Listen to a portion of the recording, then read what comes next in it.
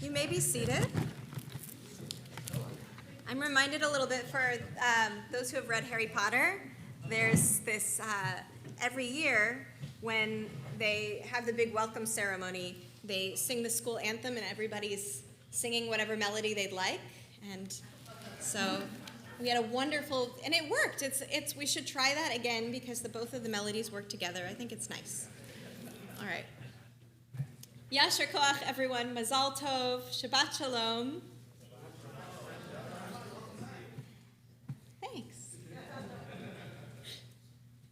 With today's technology, we have the ability, and remember that it's a choice too, we have the ability and the choice to be constantly bombarded with the news. More often than not, that news is tragic. We hear about inequality and hunger, persecution, and far, far too much loss of beloved life. When we have access to harrowing testimonies and graphic pictures and videos 24 hours a day, it is easy to convince ourselves that there is so much to fix in the world that nothing we do will make a difference. However, our Torah cautions us against falling into that trap of what we often call compassion fatigue. Efes ki lo yihye b'cha evyon, there shall be no needy among you, as Adonai your God will bless you in the land that Adonai your God is giving you as a hereditary portion, if only you heed Adonai your God and take care to keep kol hamitzvah, all of the instruction that I enjoin upon you today. As we learn in Parashat Re'eh, it is our responsibility to work towards a world with no more needy among us. And I'm going to be referring quite a bit to the actual text. So if you'd like to follow along, we're on page 1077. That was Deuteronomy 15, verse 4. But I'll say everything out loud too.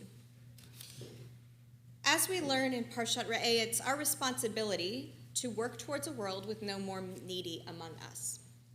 That reality will happen only if, as the text says, we treat that responsibility as just as much of a mitzvah as any other mitzvah, just as sacred, just as important as observing Shabbat and Kashrut, as returning the lost object and loving our neighbors as ourselves. The Torah continues, Ki hiye b'cha evyon, since, of course, there will be needy people among you, one of your kin in any of your settlements in the land Adonai your God is giving you, do not harden your heart, lo te'ametz et yadcha, and shut your hand against your needy kin. Rather, you must open your hand and lend whatever is sufficient to meet the need. As the Torah confirms for us, we do not live in a world in which every person is going to do everything that God asks of us. We are going to mess up, and therefore there are going to be plenty of people in need. And yet, we cannot let the inevitability of tragedy lead us to apathy. We are commanded not to harden our hearts. So thank goodness, a few verses later, the Torah offers us a way to prioritize when we may not know which of the many needy among us to turn to first. Chapter 15, verse 11, for there will not cease to be needy ones in your land, which is why I command you, open your hand to your family, to your brother, to your poor, and to the needy in your land.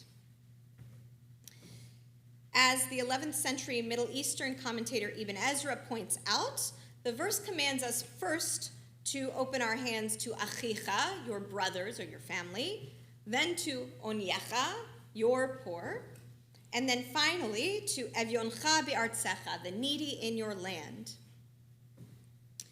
We prioritize those closest to us first, then to other family members, then continue with others in the community.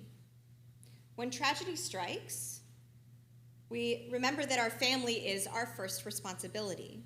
While for some of us, it may be tempting to save the world as a distraction from problems at home, Ibn Ezra teaches that our family's needs, whether those needs are material or emotional, must come first. Now, beyond our family, we focus on the needs of our community.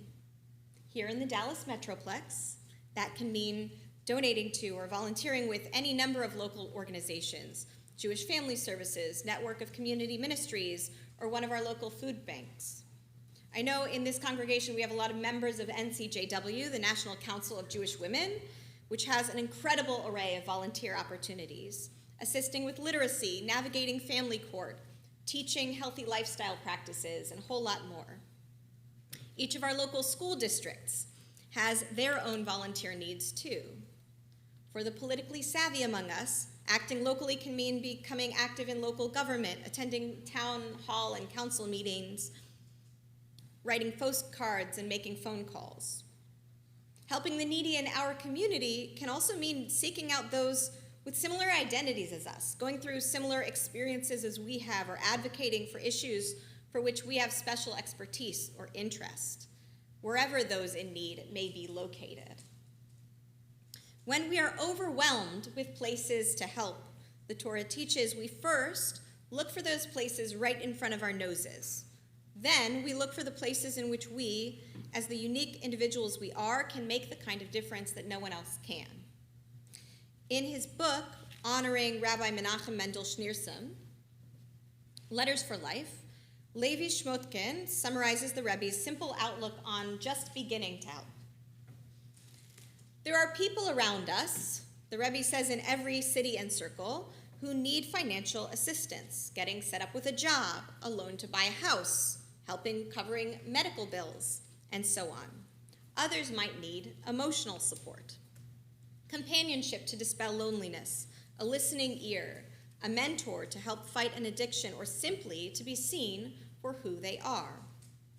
Still others can use spiritual help in their existential journey for meaning and faith in a turbulent and confusing world. Some might ask for help, but many will be too ashamed to even reach out. Those individuals deserve even more compassion. And here's the key. We don't need to get creative, travel abroad, or make awkward cold calls to find opportunities to help. A little sensitive reflection on our extended family, friends, and neighbors will usually open our eyes to those who can really use assistance. In this world with so many people in need, each and every one of us has a network of people and a variety of skills and interests unique to our lives. Each and every one of us is equipped to help in ways that are entirely unique and will absolutely make a difference. When we start out with the people and the needs that are right in front of us, the difference we make feels more palpable. We start small, and then we get a better sense of that helping energy that will inspire us to eventually reach beyond our immediate community and out into the wider world. It's a frustrating paradox. Lo yihye v'cha evyon, there shall be no needy among you, and yet, lo yachtal evyon mikerev haaretz, there will not cease to be people in need in the midst of your land. We are obligated to work as if it were possible to get to that reality of a perfect world in which everyone has what they need. If not in our lifetime, then certainly in Logan's lifetime, in the lifetime of her children, or maybe even in the lifetime of her children after them. As we learn in Pirkei Avot, Lo alecha hamlacha ligmor, it is not incumbent upon you to finish the task, Velo ata ven chorin libatel mimena, but neither are you free to desist from it. Shabbat shalom.